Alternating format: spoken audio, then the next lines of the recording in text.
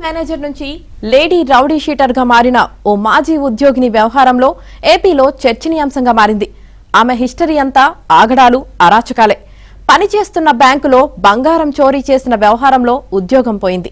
సొంత గ్రామం ఏలూరు జిల్లా మర్రిబంధం చేరుకొని స్థానికంగా అడ్డు అదుపు లేకుండా దౌర్జన్యాలకు పాల్పడటం మొదలుపెట్టారు. ఆమె ఆగడాలు భరించలేక పోలీసులు రౌడీ షీట్ తెరిచారు. అప్పటి నుంచి ఆమె అరాచకాలు మరింతగా ముదిరాయి. ఈ క్రమంలో మర్రిబంధంలో మరో ఆగడానికి దావులూరు ప్రభావతి తెరలేపారు. కర్రలు, రాడ్లు తీసుకొని స్థానిక జనసేన నేతపై ఆమె దాడి చేశారు. ఆ నేత చేతులు కట్టేసి తీవ్ర వేధింపులకు గురిచేశారు. కుటుంబంతో కలిసి క్రూరంగా దాడి చేయడంతో ఆయన స్పృహ తప్పి పడిపోయారు.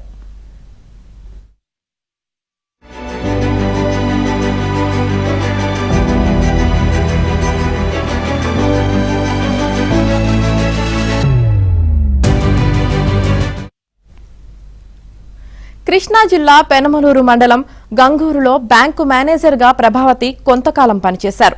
నూజివీడు మండలం సీతారామపురానికి చెందిన వైసీపీ నాయకుడు కౌలూరి యోగేశ్వరరావు ఈ బ్యాంకులో 380 గ్రాముల బంగారం తాకట్టు పెట్టారు. ఫోర్జరీ సంతకంతో ఆ బంగారం కొట్టేసిన కేసులో ప్రభావతి ఆరోపణలు ఎదుర్కొంటున్నారు. దీంతో ఆమె ఉద్యోగం పోయింది. అప్పటి నుంచి కౌలూరి యోగికి ప్రభావతికి మధ్య వివాదాలు నెలకొన్నాయి. ఈ క్రమంలో నాటి వైసీపీ ప్రభుత్వ హయాంలో మంత్రులను, తాజాగా రాష్ట్ర మంత్రులు నారా లోకేష్, వంగలపూడి అనితను ఆమె కలిసి తనకు న్యాయం చేయాలని వేడుకున్నారు. అయితే ఆమె వ్యవహార శైలిని తెలుసుకున్న వారు ఆమె విషయంలో ముఖం చాటేశారు.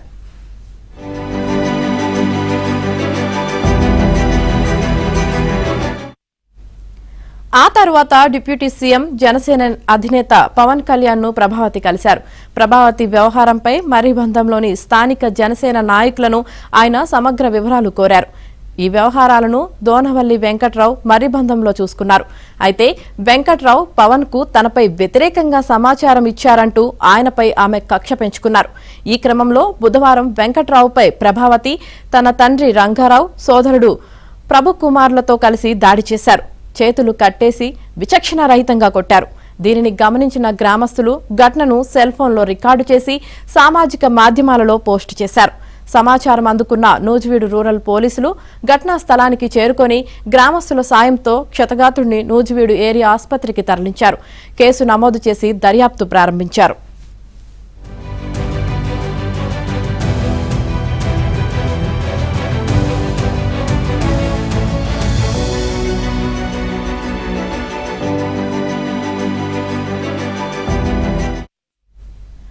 ప్రభావతి ఆది నుంచి వివాదాస్పదురాలే.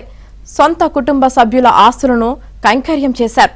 మర్రిబంధం పక్కనే ఉన్న పల్లెర్లమూడిలో బంగారం ఇప్పిస్తానని డబ్బులు తీసుకుని బెదిరింపులకు దిగారనే ఆరోపణలు ఆమెపై ఉన్నాయి.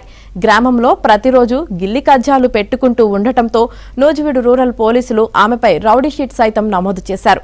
అయితే ప్రభావతిపై పోలీసులు చర్యలు చేపట్టడంలో తీవ్ర జాప్యం చోటు చేసుకోవడం వల్లే పరిస్థితి మరింత ఇబ్బందికరంగా మారుతోందని గ్రామస్తులు ఆరోపిస్తున్నారు. ప్రభావతి ఒక పథకం ప్రకారం గతంలోనూ ఇప్పుడు అధికార పార్టీ నాయకుల పేర్లను వాడుతుండటంతో పోలీసులు ఆమెపై చర్యలు తీసుకునేందుకు జంకుతున్నారనే ఆరోపణలు ఉన్నాయి. ఫలితంగా ఆమె బాధితులు నానాటికి పెరిగిపోతున్నారు. ఇప్పటికైనా పోలీసులు తక్షణం స్పందించి ప్రభావతిని అదుపులోకి తీసుకొని తమకు రక్షణ కల్పించాలని మర్రిబంధం గ్రామస్తులు కోరుతున్నారు.